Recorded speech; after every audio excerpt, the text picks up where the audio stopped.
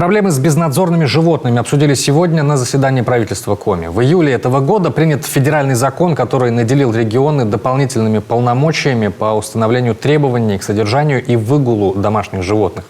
Органы местного самоуправления получили право определять места, на которые запрещается возвращать из приюта отловленных животных, не проявляющих агрессии. Но поправки в закон пока не решили проблем с безнадзорными животными. Наибольшее количество бездомных животных сконцентрировано в городах республики.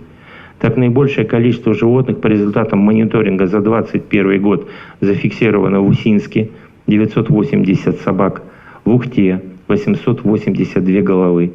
Из сельских районов – это Усть-Куломский район – 195 и Сысольский район – 142. А в 2022 году только 2 из 20 муниципалитетов дополнительно к республиканским выделили средства местного бюджета для осуществления переданных полномочий. Это Воркута и Печора. Минсельхоз ежегодно увеличивает субвенции на отлов и содержание животных. В этом году эта сумма составила 30 миллионов рублей. При этом освоение муниципалитетами низкое. В прошлом году, к примеру, составило лишь 68%. Причины – отсутствие приютов, неокупаемость услуг по отлову, транспортировке, ветеринарному обслуживанию и содержанию животных. Все это влияет и на количество желающих оказывать услуги по отлову собак.